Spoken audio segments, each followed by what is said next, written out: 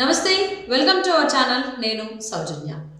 బొత్స సత్యనారాయణని చాలా పకడ్బందీగా పక్కాగా ప్లాన్ వేసి మరి బ్లాక్ చేశారు, ఇరికించారు, లాక్ చేశారన్నట్టుగా వార్తలు వినిపిస్తున్నాయి. సో ఆయనకి టికెట్ ఇవ్వకుండా శ్రీమతి ఝాన్సీకి టికెట్ ఇచ్చారు జగన్మోహన్ రెడ్డి. సో దీని వెనకాల ఆంతర్యం ఏమై ఉండొచ్చు జగన్మోహన్ రెడ్డికి సంబంధించి ఈ అంశానికి సంబంధించి మనతో మాట్లాడడానికి, వారి విశ్లేషణను మనతో పంచుకోవడానికి ఈరోజు మనతో పాటు ఉన్నారు senior journalist, senior political analyst CS Rao garu ఉన్నారు. వారితో మాట్లాడదాం. నమస్తే సిఎస్ రావు గారు. నమస్తే సౌజన్య. సో చాలా పకడ్బందీగా పక్కా ప్లాన్గా జగన్మోహన్ రెడ్డి ప్లాన్ చేసి మరి బొత్స సత్యనారాయణని బ్లాక్ చేశారు, లాక్ చేశారు అని చెప్పేసి అని అంటున్నారు. అంటే వాళ్ళ ఆవిడ ఝాన్సీకి టికెట్ ఇచ్చి ఇంక టికెట్ ఇవ్వకపోవడం అనేది అసలు ఏ కైండ్ ఆఫ్ ప్లాన్ అయి ఉండొచ్చు అంటారు జగన్మోహన్ రెడ్డిది దీనికి సంబంధించి? ఒకటేంటంటే వైఎస్ఆర్ కాంగ్రెస్ పార్టీలో ఒక రకంగా ప్రక్షాళన చేస్తున్నారు అని చెప్పి అనుకోవచ్చు జగన్మోహన్ రెడ్డి. అంటే ఎవరి పట్ల ఏ విధంగా ట్రీట్ చేయొచ్చు అనేది ఆయనకు బాగా అవగాహన ఉంది. కొంతమందిని అయితే అసలు డైరెక్ట్ గా టికెట్ లేదని చెప్పి పంపించేస్తూ ఉన్నారు, ఫోన్ చేసి అసలు మీకు టికెట్ లేదని చెప్పి కొంతమంది చెప్తున్నారు, కనీసం పిలిచి కూడా మాట్లాడట్లేదు. కొంతమందిని అయితే పిలిచి మాట్లాడుతూ ఉన్నారు. మరి కొంతమందిని ఏంటి, వాళ్ళు బలమైనటువంటి లీడర్లే కనుక అయితే కనుక అప్పుడు పార్టీ నుంచి వెళ్లకుండా ఏదో ఒక రకంగా వాళ్ళ కుటుంబ సభ్యులకి టికెట్ ఇవ్వడం ద్వారా సర్ది చెప్పేటువంటి ప్రయత్నం చేస్తున్నారు. అలాంటి ఆపరేషన్లో బొత్స సత్యనారాయణ కూడా ఒకటే అని చెప్పి చెప్పుకోవచ్చు మనం. బొత్స సత్యనారాయణ ఎఫెక్ట్ ఉత్తరాంధ్ర మొత్తం ఉండేటువంటి అవకాశం, ప్రత్యేకించి విజయనగరం, విశాఖపట్నం జిల్లాలో ఆయన యొక్క ప్రభావం బాగా ఎక్కువగా ఉంటుంది. అందుకే ఆయన్ని నేరుగా పక్కన పెట్టలేనటువంటి పరిస్థితి జగన్మోహన్ రెడ్డి. ఒకవేళ నేరుగా పక్కన పెడితే మిగిలినటువంటి వాళ్ళ మాదిరిగా ఇప్పుడు ఆల్రెడీ మనం చూస్తూ ఉన్నాం. కర్నూలు ఎంపీ సంజయ్ కుమార్ ఏ విధంగా పక్కన పెట్టేసారు, ఒక ఫోన్ కాల్ తోటి మీకు టికెట్ లేదని చెప్పారు. ఆ విధంగా కనుక బొత్స సత్యనారాయణ చెప్తే ఆయన బయటకు వచ్చి గందరగోళం చేసేటువంటి పరిస్థితి ఉంది, వైఎస్ఆర్ కాంగ్రెస్ పార్టీకి నష్టం జరుగుతుంది. అలాంటి పరిణామం రాకుండా జగన్మోహన్ రెడ్డి చాలా వ్యూహాత్మకంగా బొత్స సత్యనారాయణ విషయంలో అడుగులు వేశారు. ఏ విధంగా అడుగులు వేశారు అని అంటే, బొత్స సత్యనారాయణ వైఎస్ఆర్ కాంగ్రెస్ పార్టీ నుంచి వెళ్లకుండా ఆయనేమో పార్టీలో ఉంటూ పనిచేసేలాగా ఫిక్స్ చేసేసాడు జగన్మోహన్ రెడ్డి. ఎలా చేశాడనంటే, ఆయన సతీమణి ఝాన్సీకి వైజాగ్ ఎంపీగా ఇచ్చారు. అంటే విజయనగరం మీద పట్టు లేకుండా చేస్తున్నారు, విజయనగరం మీద బొత్స సత్యనారాయణకి పట్టు లేకుండా చేస్తూ ఉన్నారు అనే దానికి సంకేతం. అంటే ఆ విధంగా ఫిక్స్ చేశాడు బొత్స సత్యనారాయణ. సో ఆయన సతీమణికి వైజాగ్ ఇచ్చారు కాబట్టి వైజాగ్ ఎంపీగా గెలిపించుకునేటువంటి బాధ్యత బొత్స సత్యనారాయణ మీద ఉంటుంది. ఆయన సతీమణి గెలిపించుకునే బాధ్యత. ఆల్రెడీ బొత్స ఝాన్సీ గతంలో ఎంపీగా చేశారు, ఎంపీగా గెలిచారు కూడా. రాజశేఖర రెడ్డి టైంలో రాజశేఖర రెడ్డి ఆమెకు ఎంపీగా పోటీ చేసే అవకాశం ఇచ్చారు. గతంలో ఆమె ప్రత్యక్ష రాజకీయాల్లోకి జడ్పీటీసీకి వచ్చి జడ్పీ చైర్మన్ కూడా అయ్యారు. సో ఇప్పుడు బొత్స సత్యనారాయణ అలాగే ఝాన్సీ ఇద్దరికి టికెట్ ఇచ్చేటువంటి అవకాశం ఉందా అంటే, బొత్స సత్యనారాయణకి టికెట్ ఇచ్చేటువంటి అవకాశం లేదు అని చెప్పి తెలుస్తుంది చీపురుపల్లి నుంచి. అయితే ఇప్పుడు ఒకవైపు ఏమో బొత్స సత్యనారాయణ మేనల్లుడికి, ఇంకొక వైపు ఏమో బొత్స సత్యనారాయణ సతీమణికి ఇద్దరికి టికెట్స్ ఇచ్చారు. కానీ బొత్స సత్యనారాయణ మాత్రం ఇవ్వట్లేదు. బొత్స సత్యనారాయణకి ఇవ్వకపోవడానికి కారణం ఏంటంటే, రాబోయేటువంటి రోజుల్లో బొత్స హవా తగ్గించేటువంటి ప్రయత్నం చాలా వ్యూహాత్మకంగా తాడేపల్లి క్యాంప్ ఆఫీస్ చేస్తూ ఉంది అనేది చాలా క్లియర్గా అర్థం అవుతుంది. అందుకే రాజకీయాల్లో ఎప్పుడు కూడా హత్యలు ఉండవు, కేవలం ఆత్మహత్యలు మాత్రమే ఉంటాయి. సో బొత్స సత్యనారాయణని జీరో చేయడానికి రాజకీయంగా ప్రయత్నం చేస్తూ ఉన్నారు. బొత్స సత్యనారాయణ విజయనగరం నుంచి ఆయన తిరుగులేనటువంటి లీడర్గా ఎదిగారు. కానీ ఇప్పుడు ఆయన రాజకీయ ప్రస్థానాన్ని తగ్గించేటువంటి ప్రయత్నం జగన్మోహన్ రెడ్డి చేస్తున్నారు అనే దానికి సంకేతం ఆయన సతీమణికి అలాగే మేనల్లుడికి టికెట్ ఇవ్వడం అనేది ఒకటి.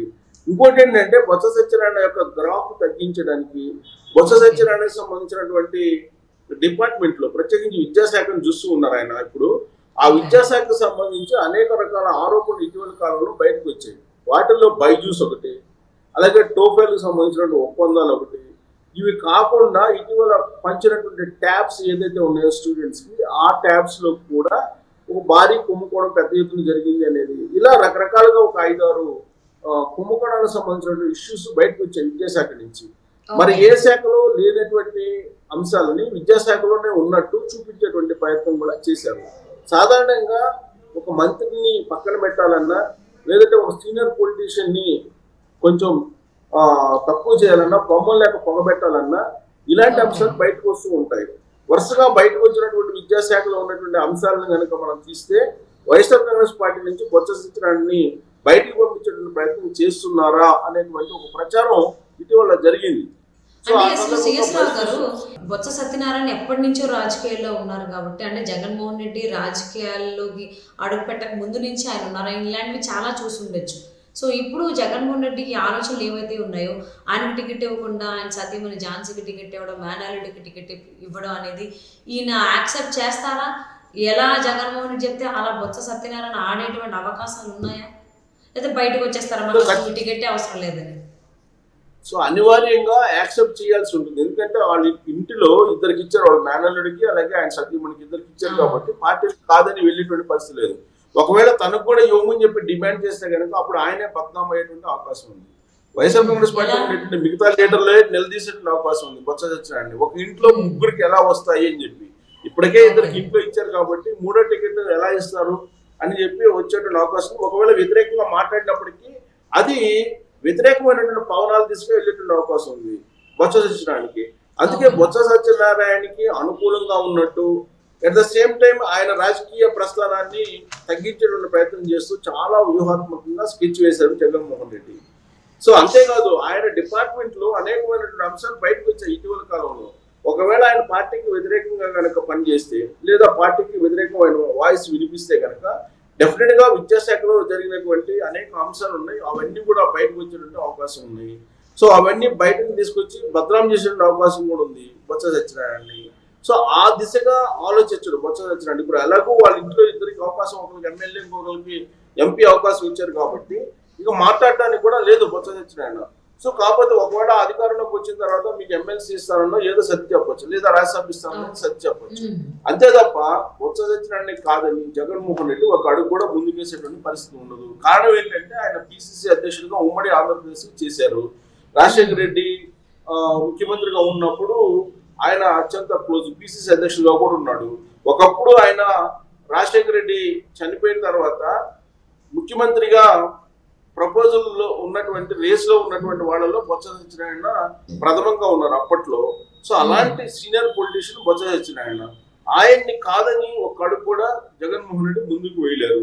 అందుకే వ్యూహాత్మకంగా పక్కన పెట్టేసినటువంటి కార్యక్రమానికి శ్రీకారం చుట్టాడు జగన్మోహన్ రెడ్డి అని చెప్పి అనుకోవచ్చు. బొత్స సత్యనారాయణ అభిమానులు కూడా అదే అంటున్నారు. సో బొత్స సత్యనారాయణ అభిమానులు కూడా రాబోయేటువంటి రోజుల్లో బొత్స రాజకీయ ప్రస్థానాన్ని తగ్గించేందుకు వ్యూహాత్మకంగా జగన్మోహన్ రెడ్డి అడుగులు వేశారు.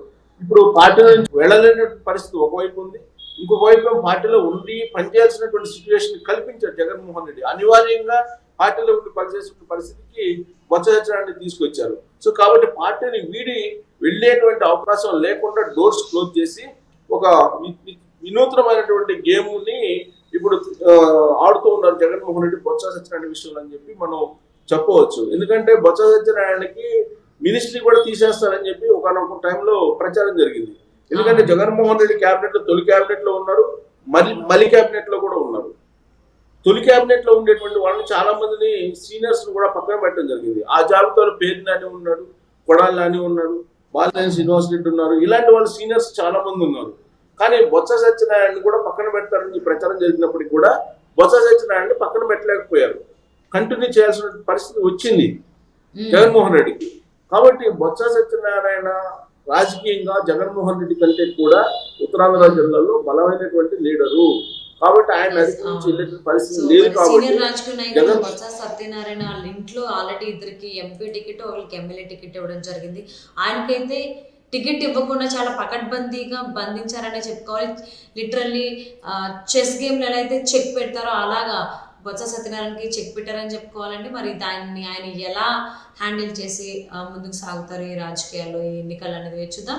And thank you so much for spending your valuable time with us. Thank you.